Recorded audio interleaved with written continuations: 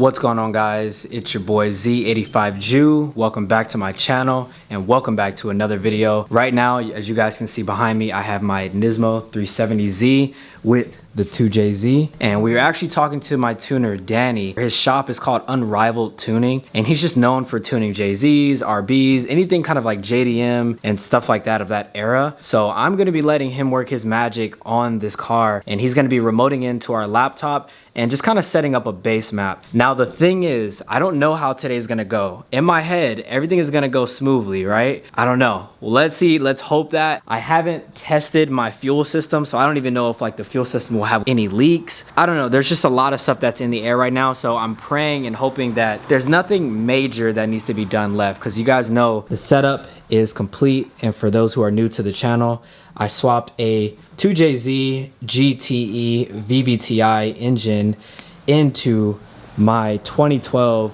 Nissan 370Z Nismo. Got to make sure you say that. So this is a very, very cool and very unique swap. 2JZs have been known to go into Zs for a very long time, but there hasn't really been a lot of people, or really anybody that I have seen on the internet, who has swapped a 2JZ into their Nismo 370Z. So if you guys have seen somebody out there, let them know. Comment down below maybe what their Instagram name is, YouTube name is, whatever it is, but make sure it is a Nismo. There may be a Nismo body kit, but just make sure it is an actual Nismo. But yeah, this is pretty cool. I'm really, really excited. Again, I don't know how today is gonna go. Today could go really well, it could go really bad. Let's just hope everything goes well.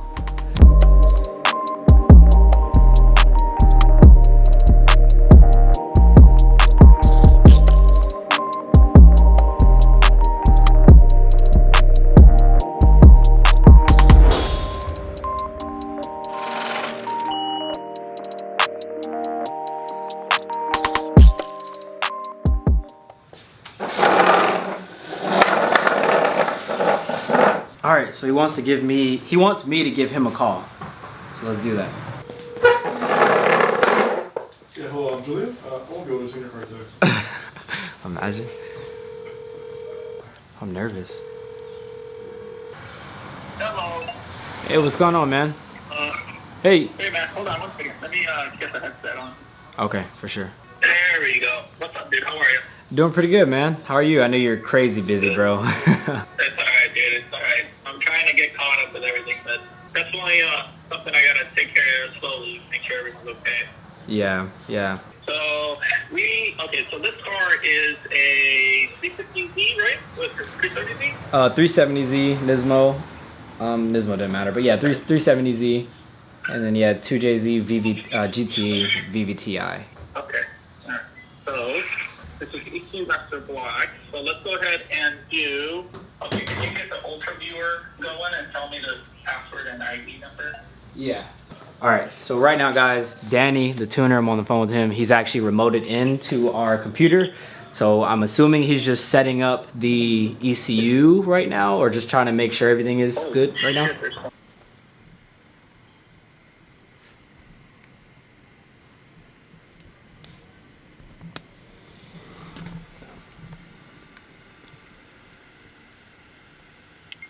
I don't know what I'm looking at. I don't know either, bro. That fool's really in there, though. Yeah, that's crazy, though. Yeah. So basically, he's, I'm pretty sure Jew explained it earlier, but he's tapped into his computer, and he's basically, you know, doing his scientific stuff. And peep the time right now. Oh, I don't even know if you can see it. The top left.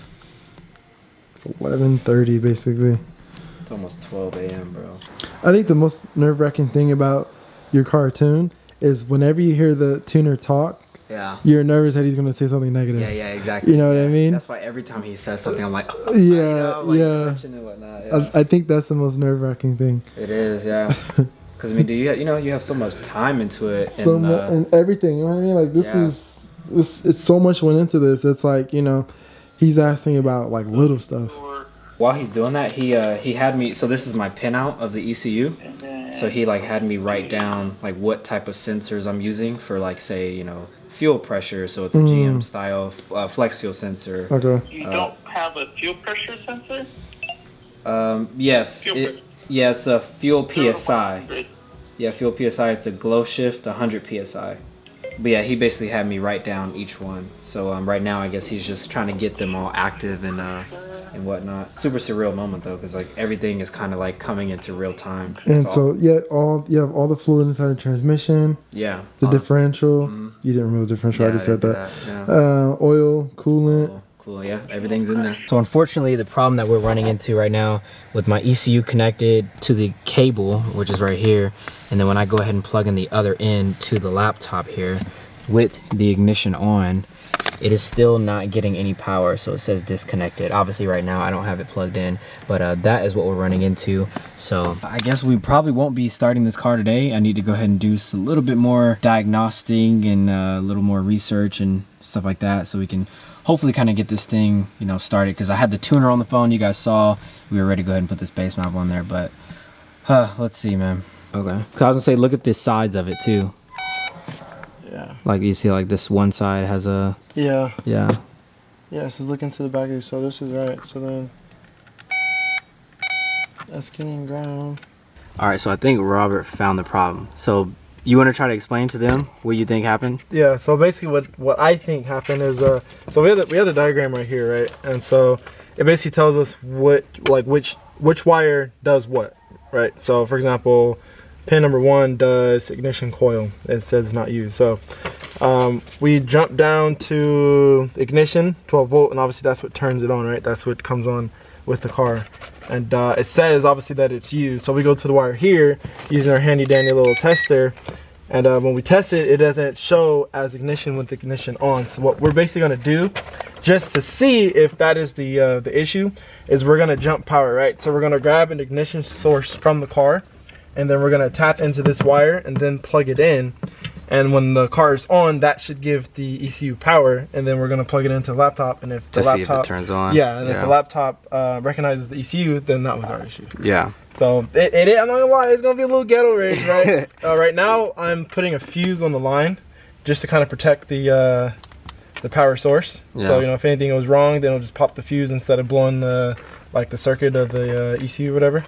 So we're gonna use this little harness that Jewel had. I don't know what's going on there, but yeah. So we're gonna basically just shove it in, because this doesn't need to be cut. It's kind of useless. Yeah. We are gonna have to tap into this wire, but I'm not gonna cut this if we don't have to. So we're just gonna shove it in there. Again, this is a little ghetto rigged, but it's just to see if this in fact is the issue, you know. Yeah. And so he's using the cigarette source as for power reference. I don't know if you said that or not, but yeah. He's using that for power.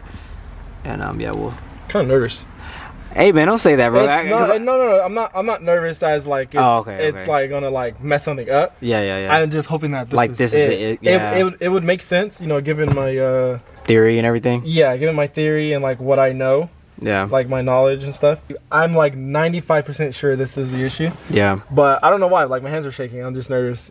I just want it to be it. Yeah. You know? Even though I'm pretty confident, but you know, we'll see. Yeah. We'll judge it. Hey, so I'll just give you guys an idea like how it works, right? So you put it on here and it tells you what it is. So not only does it tell you on the LCD screen 0.0 volts means it's ground, it also gives you a green light letting you know, right? I don't have right here. So what is it? It was pin 13, I think it was. Yeah, so when it's positive, it'll do the high pitch, which is, it tells you the voltage, and then it gives you like a plus or minus. So obviously negative is ground, and then positive is positive. Yeah. Guys, I'm glad he's here, because you know, I feel like my forte is not in wiring. I don't know, definitely not in wiring. Like I for sure wouldn't have thought of this, you know, which when he explained it, it makes sense, you know what I mean? Yeah. But yeah, my brain wouldn't have worked like that. So it's kind of funny. Yeah, because like I said, typically when that's another sign too, when you remember how I did the wire.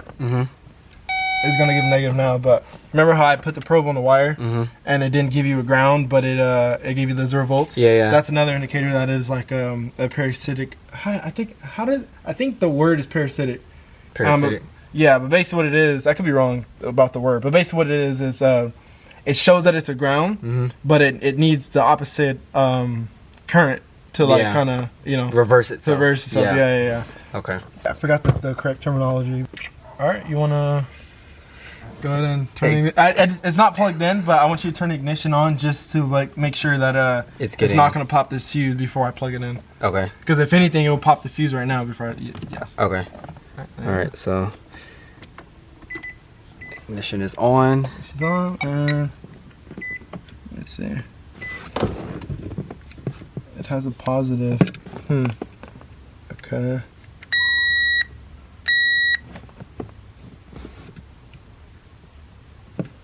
Let's see. Which wire is it? So it shows that it's 12 volts. Okay. You want to plug it in? Yeah, so let's cut it off first, right? I guess let's cut it off.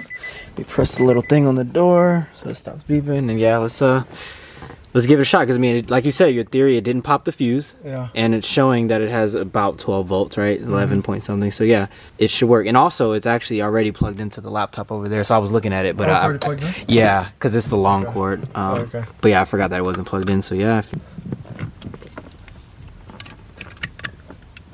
Push it in a little bit. The thing, push it in a little bit. What? Oh, okay. Yeah, like that's kind of weird. Yeah, that one's weird. So now it's in. Alright, hold on. Still 12 volts basically. Yeah. Alright, go so ahead. Ignition on. Yo, it says connected. Let's go. It says connected, bro. Let's yo, that boy Robert. Let's go. No way. Let's go. No way.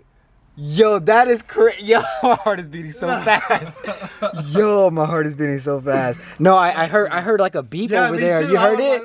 Like, yo, yeah. Damn, go. that's crazy. Damn, that's hella sick. I kind of want to. So we have some stuff, you know, to do. I don't want to say everything in this video, but we have some stuff to do. I kind of want to just like say screw the other stuff. Well, I mean, but you can't hit him, you can't call him back, huh? I could text him. Yeah.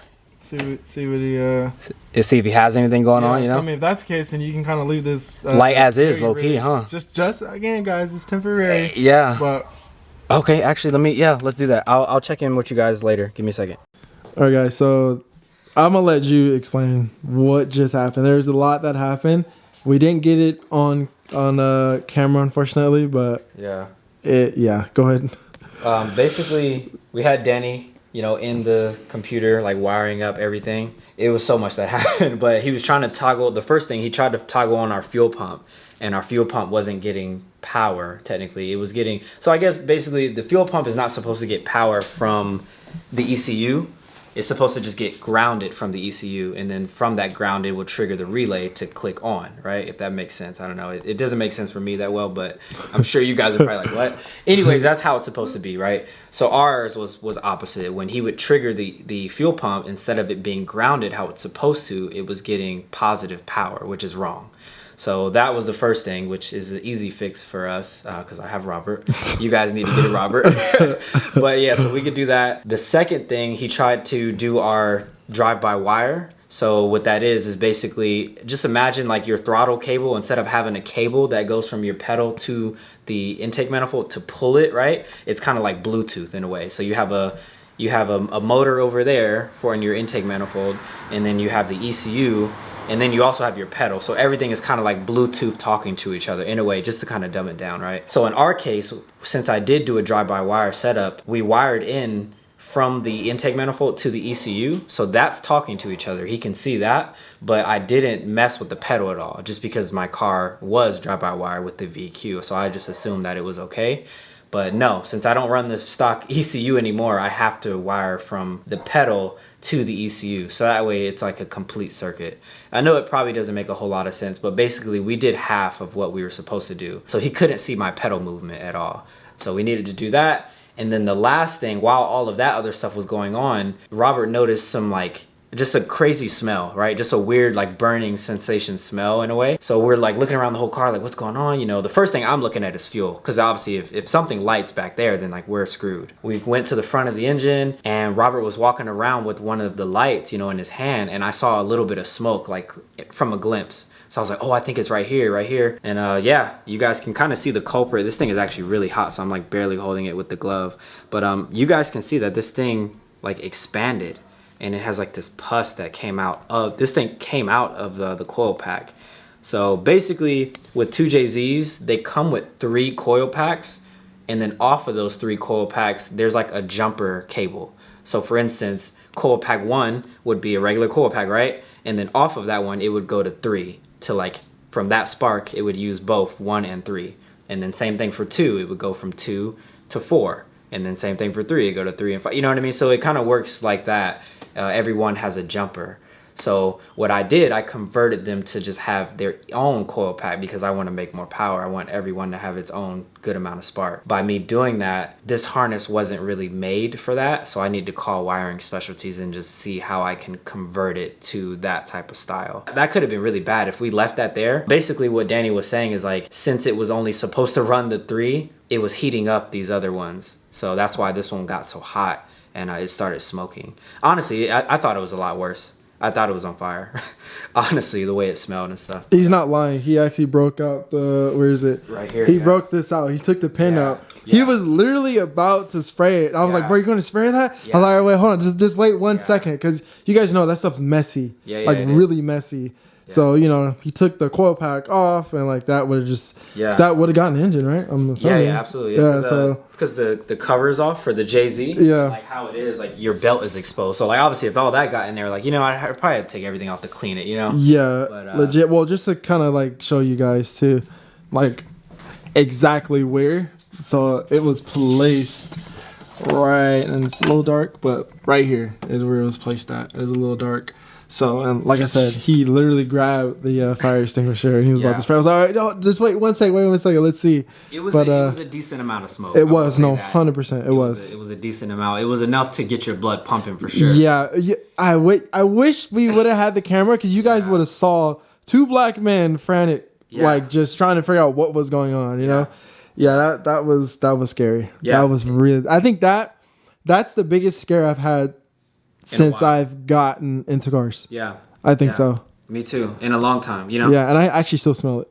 Yeah. I mean, obviously, because it's residual, you know. You know what it smells like? Yeah, I can actually see it opened up. It smells like a battery almost. Like a battery acid or something. Well, so the reason why I was freaking out was because I know what burnt electronics smells like. So that's why I smelled it so soon. I was like, bro, what is that? And I thought it was the ECU, but I was like, wait, it's not coming from inside the car. Yeah. So then I was like, you know what, maybe I'm tripping. So, but it was still in the back of my head, and then Jew was still like working on the fuel pump, trying to get like that all squared away. Yeah. So I took a step back, and I was trying to smell. I was like, there's no way that, you know, that's just like a regular smell, because that is a very distinctive smell, like very distinctive. Yeah, it was very distinctive. Yeah, so I was like trying to look around, and that's when I walked over here, and then that's when he saw it, and you guys, that's crazy.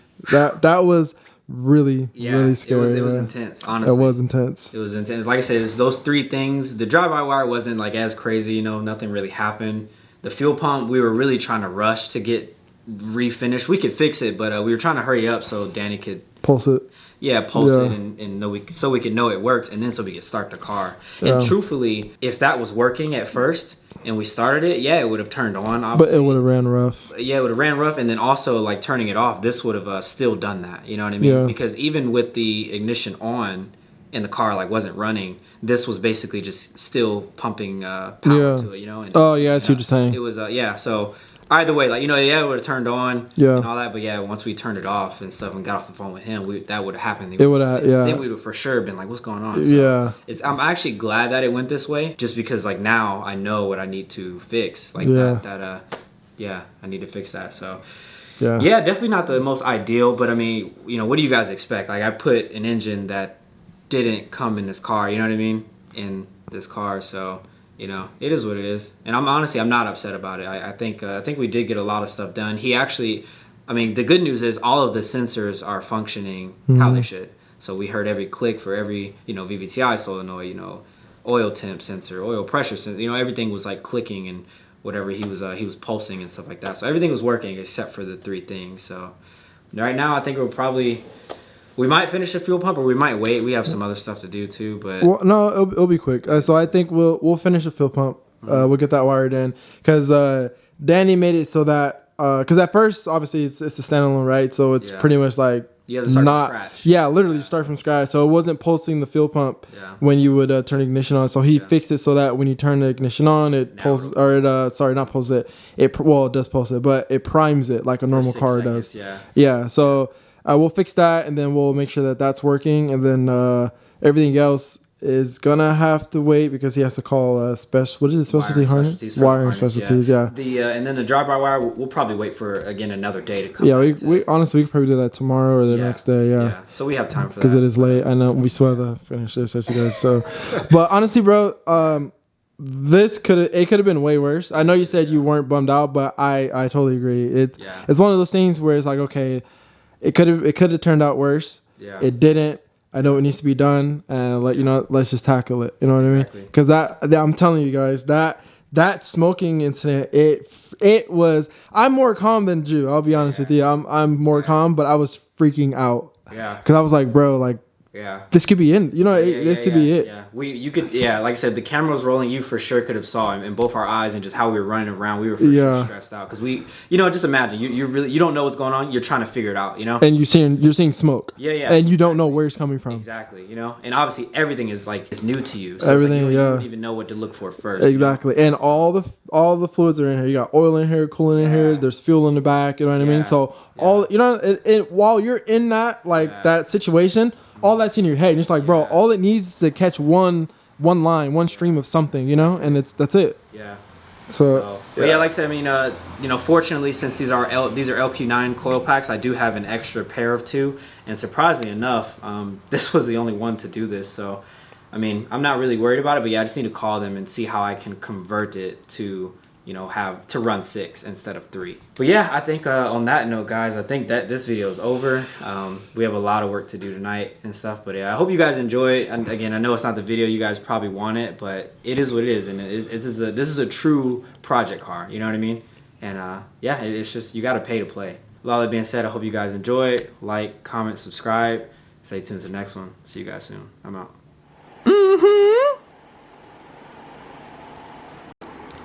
Is that hot? Hmm?